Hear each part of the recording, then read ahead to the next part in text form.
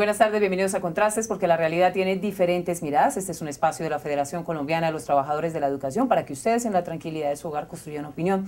Por estos días, el tema de la educación en medio del proceso de paz que se desarrolla en La Habana, Cuba, pues ha tenido un escenario prioritario de análisis. Diferentes fuentes, diferentes escenarios políticos, por supuesto, reconocen la importancia de la educación, de la escuela, del maestro en el posconflicto. Ese precisamente es el tema que abordaremos en la tarde de hoy, desde la perspectiva, desde la mirada internacional, desde esas experiencias internacionales que nos permiten aprender a construir o a desarrollar una reforma educativa que encamine nuestro país al desarrollo y al progreso en el posconflicto. A esta hora me acompaña Francisco Díez. Él hace parte del equipo de investigadores CROC del Instituto de la Universidad de Notre Dame, el proyecto Matriz de Acuerdos de Paz, con énfasis en educación y su utilidad en el caso colombiano. Mil gracias por acompañarnos a esta hora, Francisco. No, un placer, encantado de estar con ustedes y realmente me alegra que los medios presten atención a este tema porque realmente es vital para el futuro del país. Francisco, ¿cuál es el diagnóstico que ustedes tienen frente a los procesos de paz? Ustedes han hecho un estudio bastante acucioso sobre diferentes procesos de paz y cómo la educación definitivamente es el punto de partida para la reconstrucción, la reconciliación y el mejoramiento de la calidad de vida de los habitantes, de los ciudadanos, en nuestro caso los colombianos. Bueno, el Instituto CROC de la Universidad de Notre Dame tiene este proyecto de investigación que lleva hace más de 6 años, en donde hemos hecho un estudio de todos los acuerdos de paz comprensivos que se han hecho en todo el mundo, desde el año 89 hasta la fecha. Hemos sacado bastantes experiencias de ese estudio, de ese análisis comparativo. Quizás una de las más fuertes es que comparando países que pusieron la educación como un tema dentro del acuerdo de paz y países que no trataron el tema de la educación ni en el acuerdo de paz ni luego en la implementación de los acuerdos, en los primeros, en donde sí se consideró la educación dentro de las negociaciones, la matriculación creció sustancialmente luego de alcanzada la paz. En los países en donde se puso un poco de atención sobre el tema de educación vinculada a la paz, la matriculación de los niños en primaria creció sustancialmente, la cantidad de maestros también creció como porcentaje de la población y también otros indicadores de calidad de la paz, como por ejemplo la inversión extranjera directa, creció en 140.000 millones adicionales a lo que creció en otros países que alcanzaron la paz, en aquellos que pusieron atención en la educación. Quería hacerle un pequeño comentario. Nosotros los académicos no estamos hablando de posconflicto, porque puede llevar a confusión. Hablamos de postacuerdo, porque el conflicto no se termina con la firma. Sí.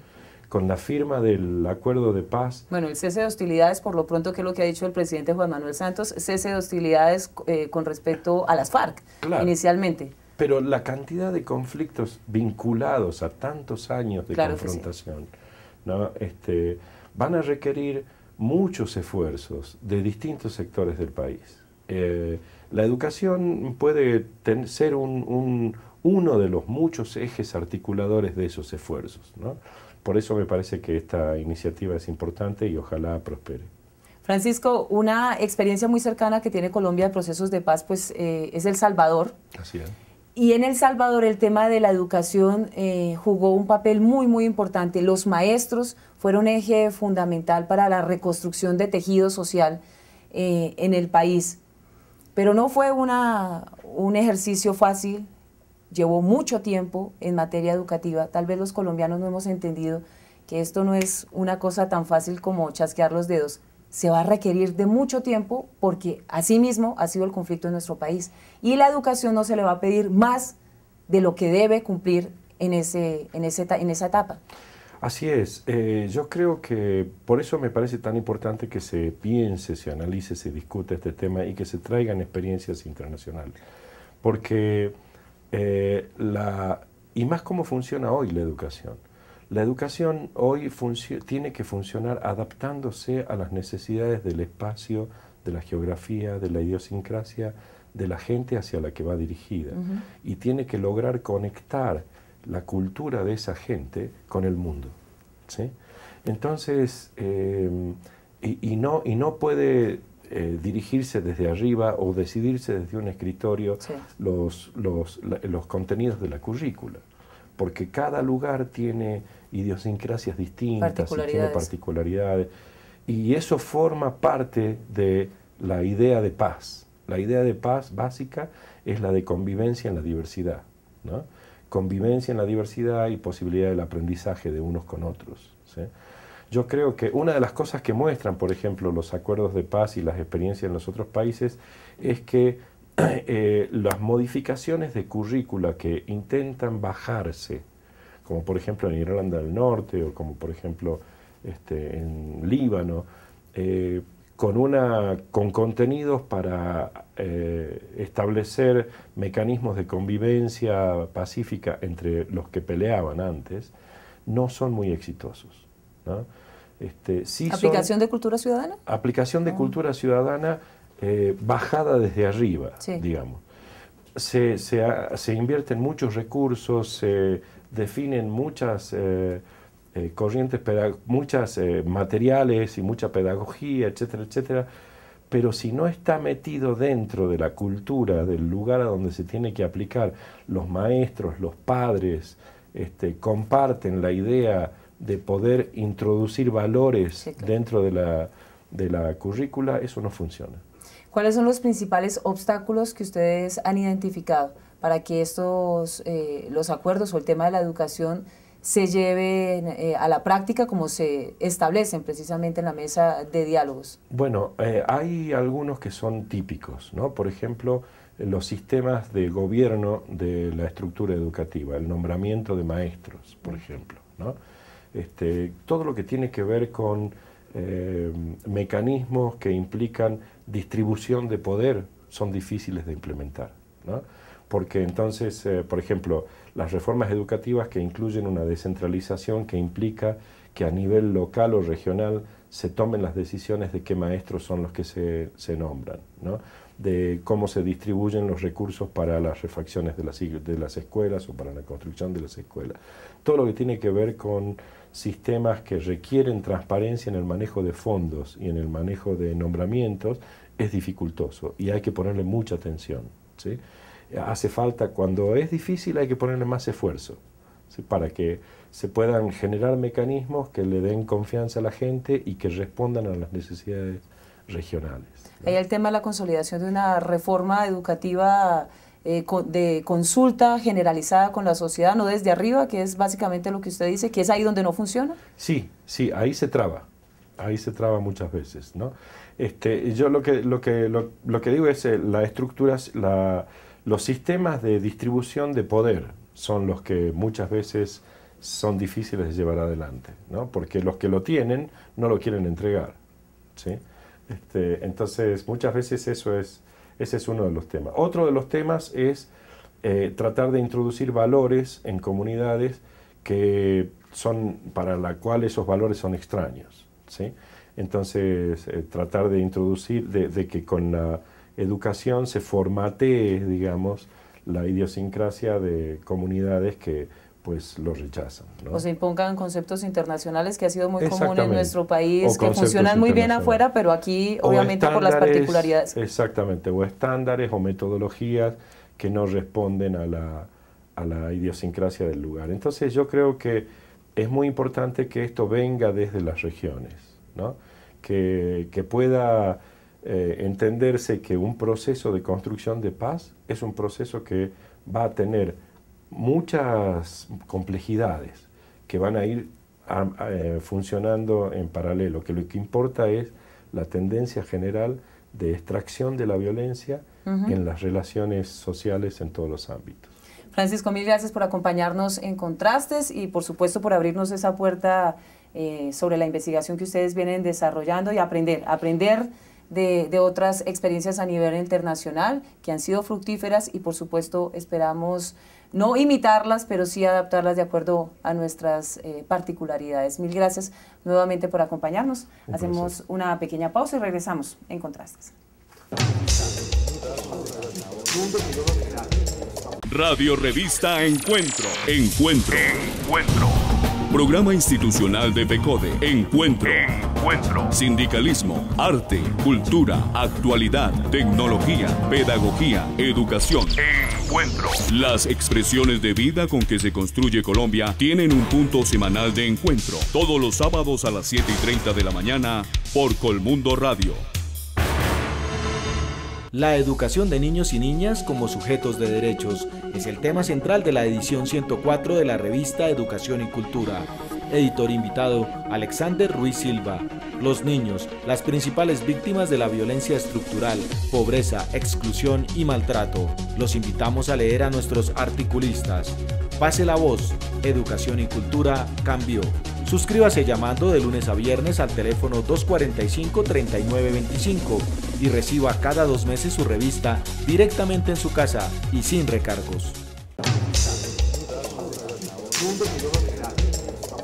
Estamos de regreso en Contrastes porque la realidad tiene diferentes miradas. A esta hora me acompaña José Ricardo Puyana. Él es coordinador del área de gobernabilidad democrática del PNUD. Mil gracias por acompañarnos en Contrastes. Mil gracias por la invitación y por darnos un espacio para discutir de temas tan relevantes. ¿Hasta dónde llega el compromiso del PNUD frente al tema de la educación, que sin lugar a dudas es fundamental, esencial en el tema del posconflicto en nuestro país y que debería ser, como ustedes ya lo han de alguna manera abordado en la reunión con los secretarios de Educación, debería ser abordado en el proceso de diálogos, en el documento que se está discutiendo, darle la importancia y la esencia misma que tiene este sector en nuestro país? Muchas gracias. Pues el compromiso es definitivamente total. Nosotros creemos que ha llegado el momento para que la educación sea finalmente una prioridad en Colombia. Yo creo que han pasado muchísimos años sin que este sea el tema prioritario en la agenda pública. Se han hecho avances muy importantes en la educación en Colombia y es muy importante reconocerlo. Avances en cobertura históricos que si no se reconocen, digamos, cometemos un error muy grande. Pero yo creo que Colombia ha llegado al momento en materia de crecimiento económico, en materia de las negociaciones de paz. En ciertas situaciones internas del país, una de ellas las negociaciones de paz que obligan que el país haga una mirada muchísimo más enfática hacia la educación y diga, bueno, acá está mi prioridad, ¿no? Y nosotros creemos que el PNUD puede aportar a esa mirada prioritaria de política pública, ayudar al país a redimensionar su política pública, a pensar nuevamente en esa política pública educativa, a repensarla, ¿no? A definir nuevamente prioridades, definir hacia dónde, digamos, debe dirigirse esa inversión, porque es que pensemos, por ejemplo, si se firman acuerdos de paz, ¿qué pasa en esas regiones apartadas, en esas regiones rurales, en donde un maestro tarda 6 meses en llegar porque por distintas razones, sea de orden público o sea de simplemente que no hay condiciones para que el maestro llegue allí? Hay niños y niñas que no reciben la educación que reciben otros miles y miles de niños en las ciudades. Esas inequidades tenemos que empezar a desaparecerlas y tenemos que empezar a cerrar brechas. Entonces yo creo que definitivamente, reitero, se están presentando situaciones y condiciones que hacen pensar que llegó el momento de Colombia para que la educación, como ha sucedido en muchos otros países, empiece a ser la prioridad número 1 en la agenda. Y creo que el PNUD está presto a seguir colaborando. En el encuentro que tenían ustedes con secretarios de Educación, ellos manifestaban específicamente los requerimientos, las necesidades, las vivencias propias de los niños y los educadores en estas zonas inmersas en el conflicto por años en nuestro país. Y era evidente su clamor, ¿no? Escuchábamos, por ejemplo, al exsecretario de Soacha. Él manifestaba que muchas veces trataban de hacer cosas y como no estaban dentro de la estructura de la planificación para mejorar el proceso educativo, pues tenían dificultades. Que la educación en nuestro país no responde a las particularidades de los contextos de nuestras regiones, no mira específicamente, sino es una mirada muy global, lo que genera precisamente lo que usted dice, ese problema de inequidad, de distanciar aún más esa brecha entre quienes pueden pagar y quienes no. y las regiones apartadas, pues es ahí donde se tiene la deuda fundamental de mejorar el proceso educativo. Claro, es que definitivamente esta mirada de una educación para la paz que tantos nos están invitando a hacer requiere una mirada territorial. O sea, no podemos pensar en que una educación para la paz o una propuesta de política de educación para la paz es idéntica en el sur de Bogotá a lo que puede suceder en el norte de Santander o lo que puede suceder en el Meta. Definitivamente tenemos que partir de una mirada territorial, una mirada que tenga en consideración las particularidades de cada uno de estos contextos que han padecido historias de muchísimos años, de décadas, sí. Muchos de ellos efectivamente atravesados por el conflicto, y que esas realidades van a tener que ser tenidas en consideración a la hora de empezar a pensar en propuestas de educación para esas regiones. Y efectivamente el modelo del sistema educativo tendrá que empezar a pensarse en función de cómo reaccionar ante esos contextos. Muchas de esas regiones afectadas por el conflicto tienen sistemas educativos que no han logrado interrumpir, digamos, el ciclo de prácticamente de fabricar condiciones para el conflicto, ¿no? Es decir, si un sistema educativo no interrumpe la creación de incentivos para que un muchacho se retire del sistema educativo e ingrese a un grupo armado o ingrese a un ciclo delictivo, pues el sistema educativo no está cumpliendo su función. El sistema educativo tiene que ser capaz de romper las brechas, de lograr romper inequidades sociales, y sobre todo en estas zonas de conflicto tiene que ser capaz de desincentivar al muchacho de optar por la vía armada. Y tienen que ser capaz de decirle al muchacho que puede optar por una vía distinta al conflicto armado, que el sistema educativo le va a brindar las suficientes herramientas para optar por una vida distinta a la que ha visto durante toda su vida él, sus padres y sus abuelos, ¿no? Esa es la razón de ser, y eso es lo que tenemos que empezar a pensar allí. Regiones más hay que jalonar entonces un poco el interés y la voluntad de quienes tienen poder de decisión en un estamento más amplio y que miran la educación desde lo global. Sí, digamos, ante todo, el llamado de ellos es coordinémonos entre nosotros. Hay un primer llamado, y es todos estamos haciendo cosas que no conocemos. Sí. Entonces el trabajo en red es muy importante. Y no creo que eso son obviedades que a veces sí se tienen en cuenta y no necesariamente pasa. Entonces yo creo que una primera conclusión es que el trabajo en red debe seguirse dando, porque es que aunque uno cree que los recursos son escasos y aunque uno cree que no se están haciendo cosas, se están haciendo cosas bellísimas. Y se están haciendo cosas bellísimas en muchas regiones del país, porque es que podrían potencializarse si tuvieran los recursos y el acompañamiento necesario o que se podrían replicar en otras regiones del país. Ya se están haciendo cosas muy bonitas y se están haciendo cosas incluso desde el nivel nacional, desde el nivel departamental e incluso desde el nivel municipal. Entonces ese es un primer elemento, el trabajo en red, trabajemos entre todos. Y el segundo elemento es, desde ese trabajo en red, empecemos a pensar desde una propuesta, empecemos a pensar elementos de una propuesta que pueda replicarse y que pueda, es así, llevarse, digamos, a una esfera mayor de cómo elevar el tema de educación para la paz y que se convierta en prioridad ya efectivamente centrada en el tema de la paz y que se convierta y que podamos hacer incidencia, digamos, concluyen los secretarios en el plan de desarrollo nacional, en los planes de desarrollo territoriales que se van a negociar el próximo año cuando haya elecciones locales en 2015, y que puedan efectivamente, digamos, convertirse en un elemento central de la agenda pública en este momento de quiebre del que estamos hablando. Doctor Puyana, ¿qué es la educación para la paz? Porque ahora cuando se prioriza el tema de la educación, hablando del posconflicto, a la escuela se le comienzan a endilgar muchas responsabilidades que, por supuesto, el maestro tiene un compromiso muy importante porque él es quien enfrenta las dificultades en medio del conflicto. Tiene que tener niños con graves problemas de desnutrición, problemas sociales y demás, pero además tiene que incluir niños y jóvenes que son víctimas del proceso, entonces son desplazados o reinsertados y demás. El maestro ya enfrenta ese que es un reto bastante complicado. ¿Qué es la educación para la paz? ¿Qué le compete específicamente a la escuela, al maestro? ¿Cuál es el aporte que tendrá que hacer en el posconflicto para transformar y pasar del dicho al hecho a que la escuela sea un territorio de paz? Yo de entrada diría dos cosas. Lo primero, que no podemos restringirlo a la escuela, ¿no? Okay. Y segundo, que no podemos restringirlo a la mirada exclusiva del conflicto. ¿Por qué? Porque es que tenemos que pensar en unas miradas un poco más amplias de la educación. En primer lugar, la educación nuestra trasciende la escuela. Y es algo que no hemos querido mirar como ciudadanos y ciudadanas. Sí. A veces el padre de familia cree que al enviar a su hijo 5 horas al colegio se está encargando de la educación de su hijo. Que ya resuelvan. ¿Sí? Y es que resulta que la educación del hijo va más allá de esas 5, 6, 7 u 8 horas que el niño pase en la escuela.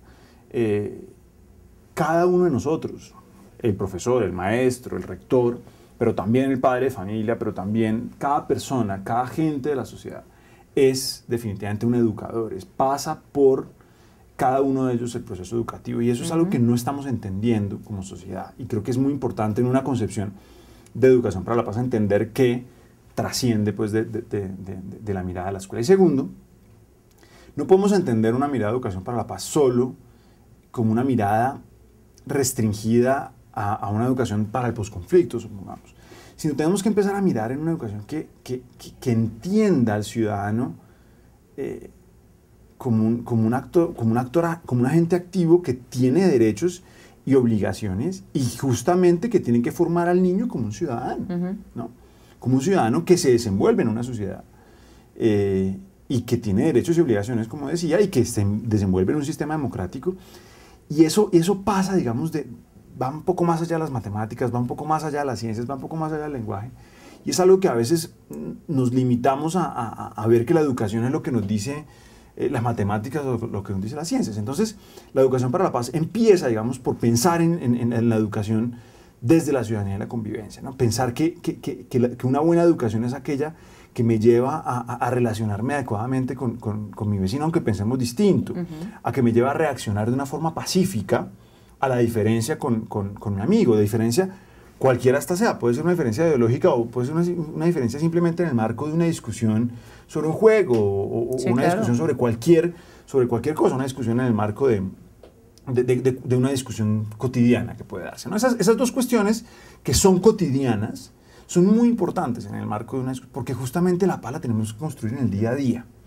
Esos dos elementos obviamente se vuelven centrales en un eventual escenario digamos, de superación del conflicto armado en Colombia. Que no debería esperarse específicamente ese escenario, exacto, sino que debería ser una cotidianidad. Desde ya, exactamente, lo debemos empezar a trabajar. Y se viene trabajando, digamos, es algo sí, que se viene trabajando, y hay proyectos, y ayer los veíamos muy interesantes sí, en muchas regiones del país, y lo hay también desde el nivel nacional en temas de ciudadanía y convivencia. Pero decía, digamos, esa es una base muy importante de tener en consideración para entender qué es lo que estamos hablando de educación para la paz. Pero obviamente eso se inserta en una discusión ya de entender qué es esto de educación en el marco de la superación del conflicto armado. Pase obviamente esto por la firma de unos acuerdos con las guerrillas y con otros actores armados. En ese momento, digamos, es muy importante que se tenga en cuenta también que el sistema educativo juega un rol muy importante en el momento en el que se llegue a superar el conflicto, ¿no? Ahí entra a jugar el sistema un rol muy importante en el tema de formación a las personas desmovilizadas, en el tema de la reconciliación, en el tema de las víctimas, en el tema de cómo entendemos, digamos, este nuevo país después de la superación del conflicto. Hay capacitación a los maestros para que afronten este nuevo reto. A los maestros, pero también a la misma sociedad. Claro. Entonces, digamos, ahí el sistema educativo y la educación para la paz entra a jugar un rol muy importante, porque superado el conflicto entran todos unos nuevos retos en donde la formación de cada uno de nuestros niños va a ser muy importante para que de acá a 20 años este país efectivamente haya superado el conflicto en la mentalidad de cada uno de nosotros. Saludamos a la audiencia de Contrastes.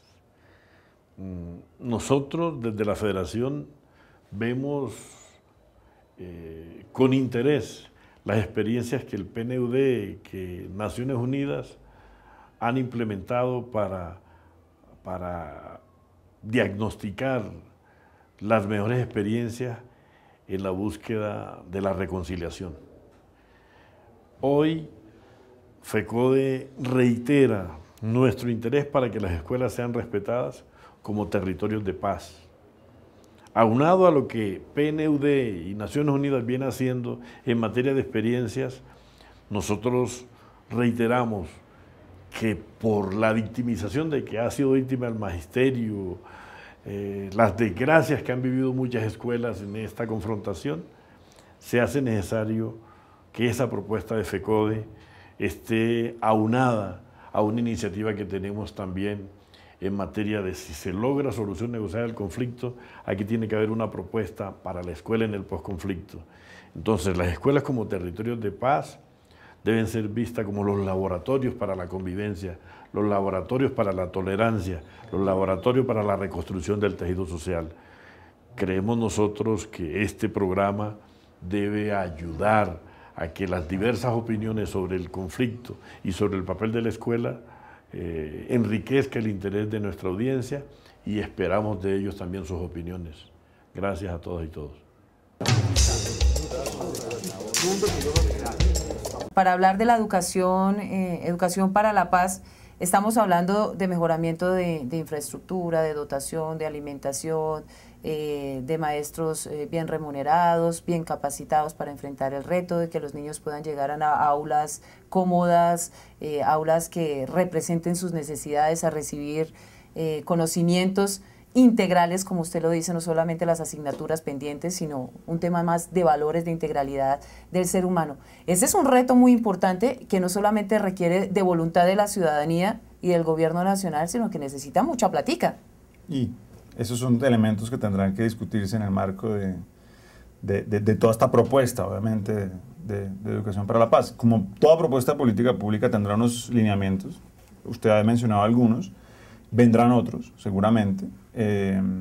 Presencia, digamos, es muy importante poder llegar oportunamente a aquellas regiones más afectadas, una educación pertinente a las condiciones rurales, entre otros elementos seguramente tendrán cabida en una propuesta de política pública que seguramente saldrá de la construcción colectiva entre distintas autoridades del nivel nacional, del nivel territorial.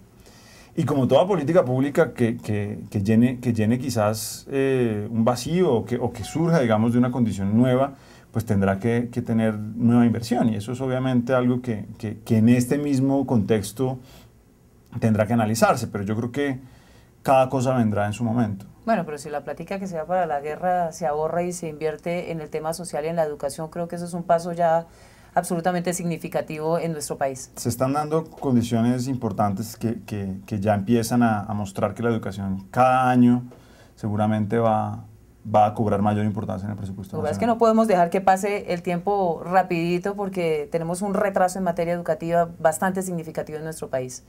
Así es. Pero fíjese que el tema ya está cobrando mayor importancia. Claro que sí. Doctor Pillana, mil gracias por acompañarnos a esta hora en Contrastes y por supuesto por ese trabajo que vienen desarrollando. Usted habla de una red que es bien interesante para poder interactuar, conocer qué hacen otros frente a las dificultades y mejorar los niveles de educación, de calidad, de enfrentar las dificultades del conflicto en las zonas bastante apaleadas en el país. Ese es un punto de referencia bien interesante y un aporte que hace el PNUD. Y muy importante que ustedes desde los medios también acompañen este proceso y que le hagan seguimiento.